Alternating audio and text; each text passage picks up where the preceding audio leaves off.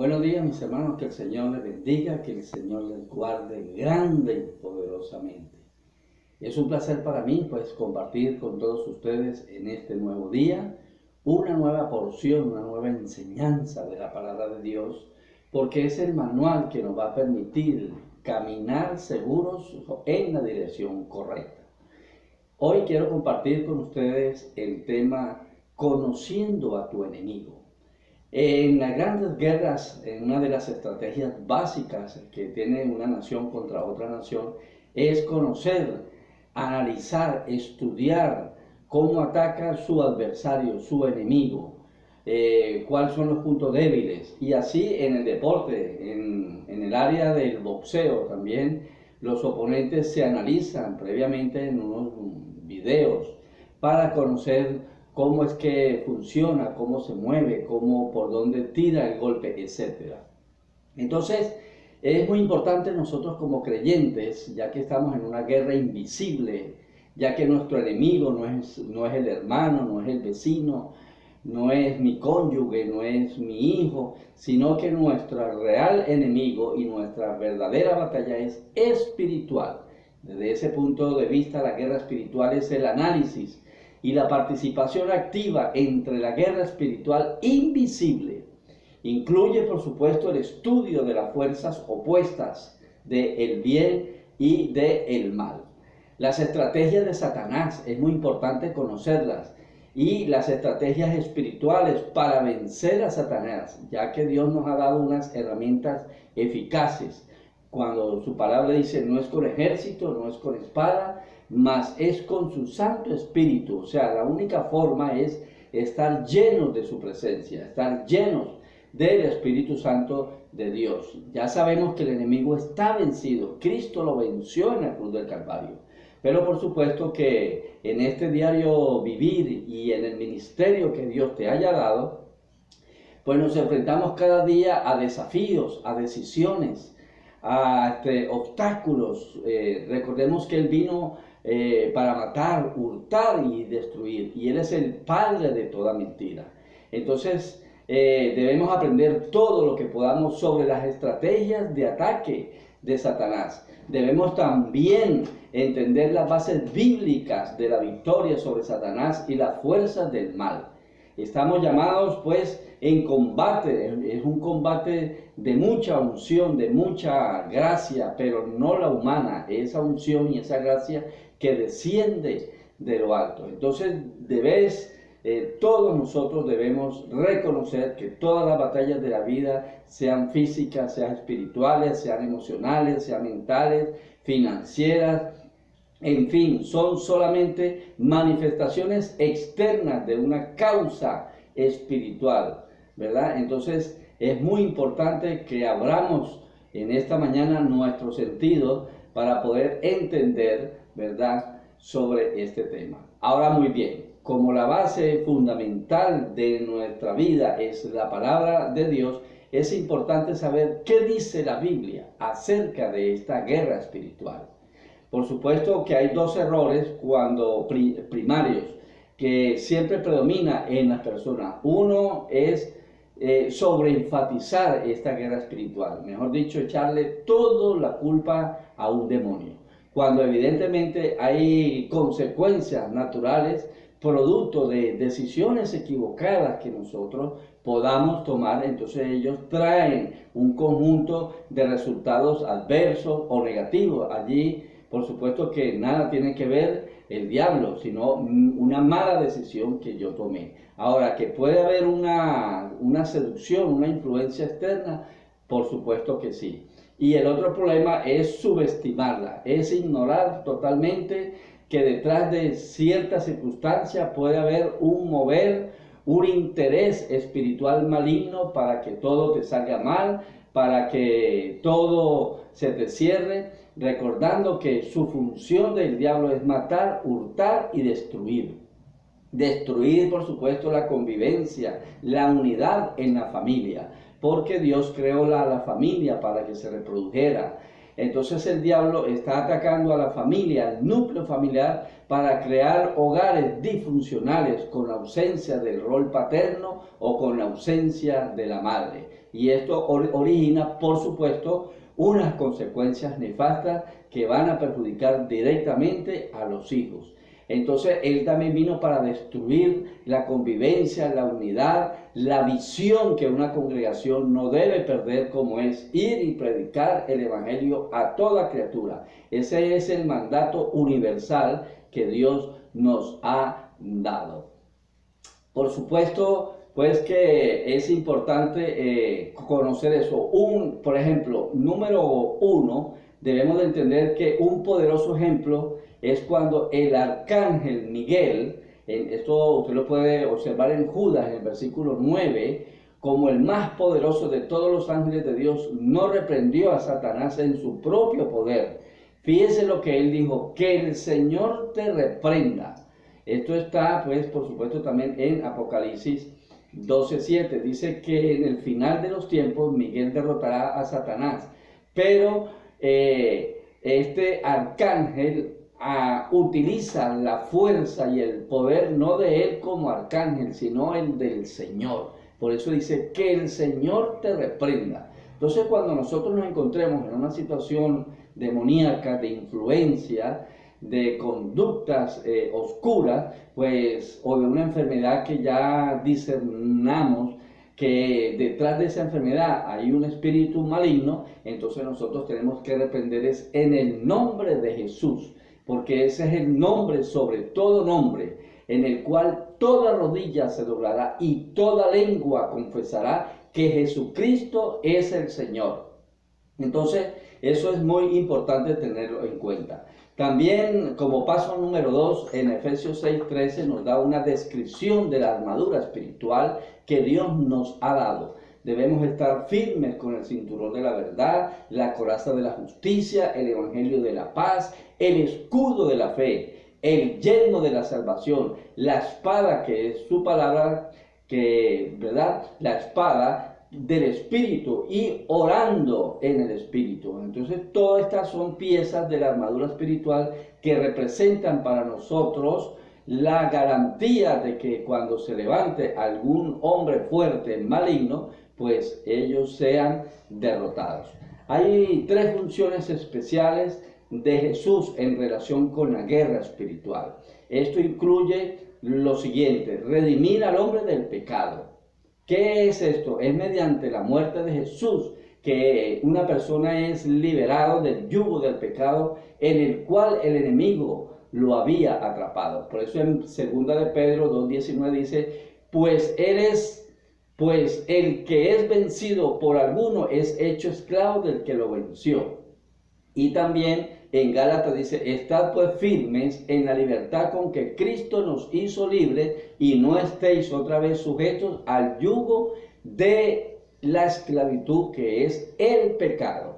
Entonces, para podernos liberar de esta maldición, de esta condenación eterna, es importante reconocer a Jesucristo, aquel que murió y resucitó, como nuestro verdadero Salvador, y que su sangre preciosa nos limpia de todo pecado. Esa es una de las comisiones importantes que nosotros como Iglesia Universal debemos de salir y debemos de evangelizar y de predicar. Por eso su palabra dice: ¿y cómo creerán de aquel de quien no han oído? ¿Y cómo irán sin haber quien les predique? ¿Y cómo predicarán si no fueren enviados? Entonces, esa es nuestra misión básica, fundamental, elemental de la iglesia en este mundo que está bajo las artimañas y bajo el poder del maligno. Porque recordemos que hay dos reinos: el reino del mal y el reino del bien.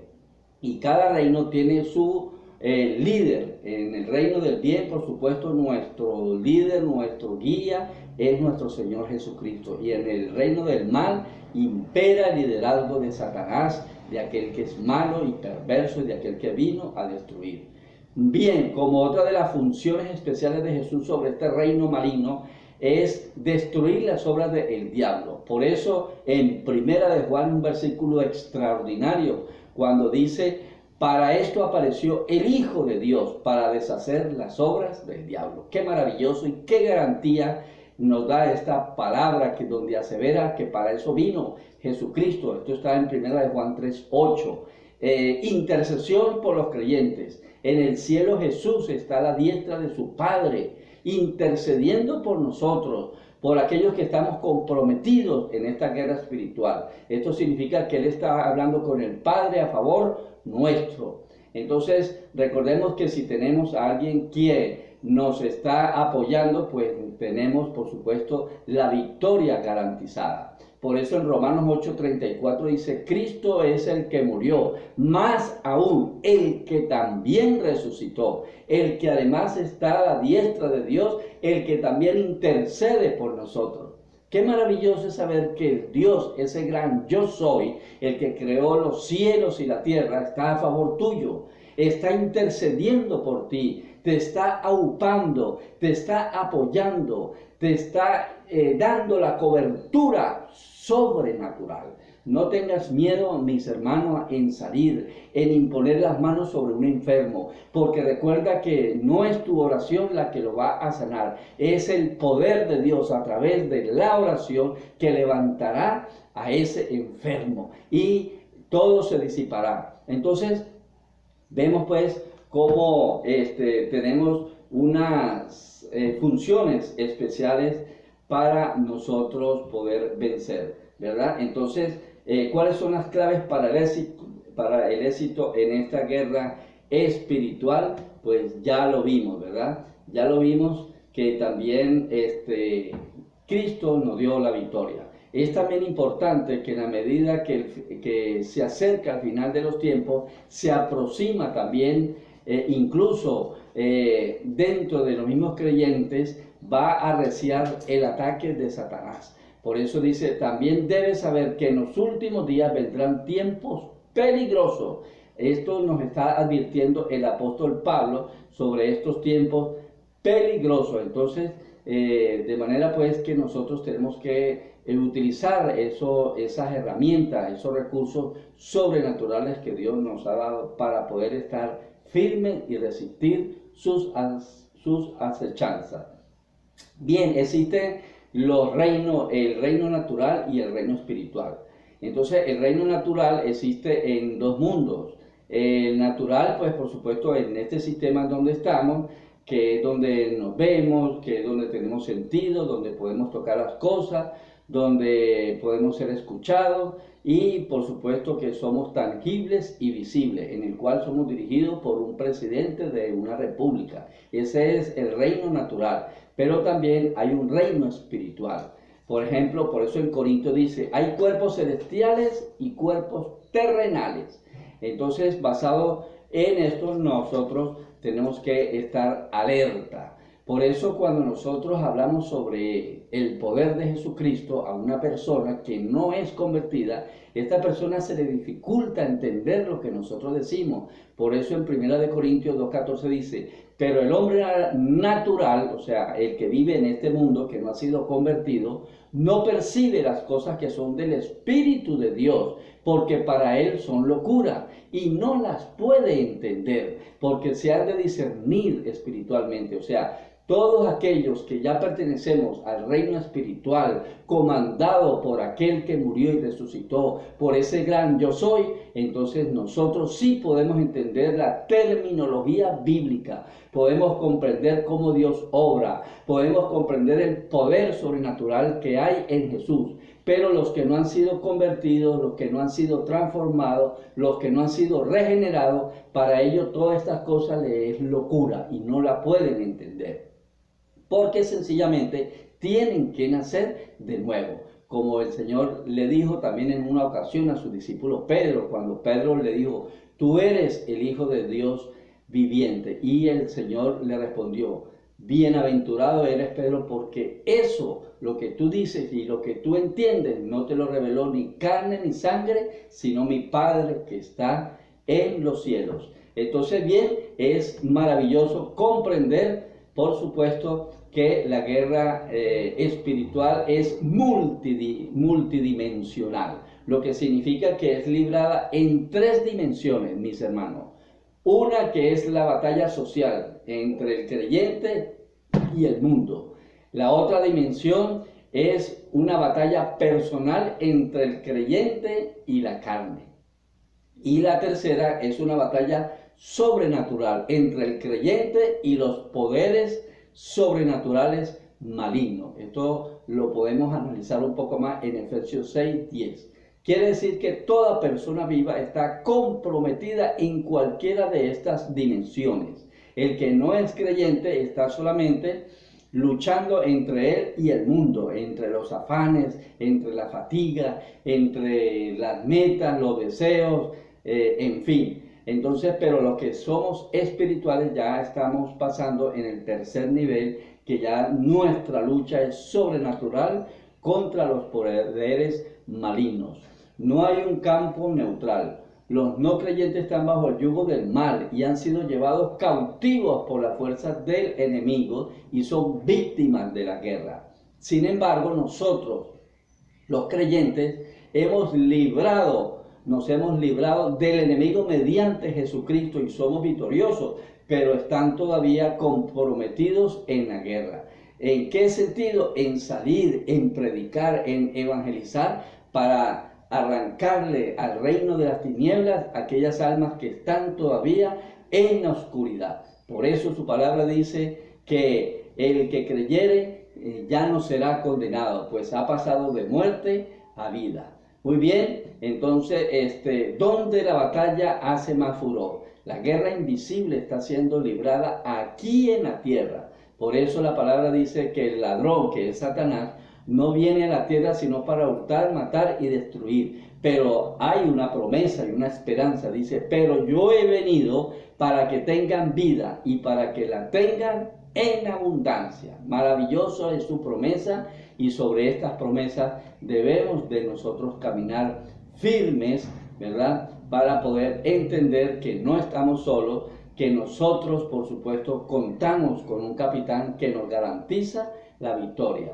Mediante la creencia en Jesús, mediante la confesión y el arrepentimiento de tu pecado, los hombres y mujeres pueden ser liberados del poder del maligno. La muerte y la resurrección de Jesús no solamente resultó para la salvación, también resultó para derrotar de una vez por siempre al enemigo.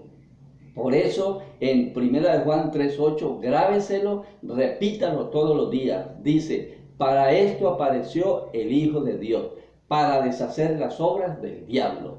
Ore por tu hijo, reprenda la influencia que de repente usted percibe que su esposo, que su pareja, que un familiar tiene y le hace actuar de una conducta pues inadecuada o está metido en algún vicio de la droga, del alcohol, de la prostitución o de la delincuencia. Órele con la certeza de que en el nombre de Jesús habrá poder para librarlo, para romper esas cadenas, para romper esas ataduras que tienen atado a ese hijo o a ese familiar. Bien, mis hermanos, quería compartir esto con ustedes.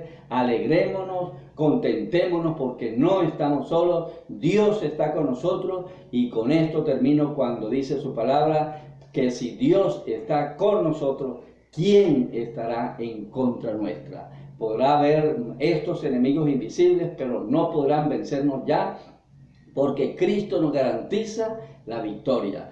Te invito, mi hermano, mi amigo, para que confíes cada día en estas promesas que Dios nos ha diseñado y en este proyecto de vida, que lo que desea Dios es guiarnos por el camino, por el sendero de la victoria. Esto es todo por hoy. Esperamos pues una pronta oportunidad para seguir hablando de las promesas del Señor. Que el Señor te bendiga y que el Señor te guarde.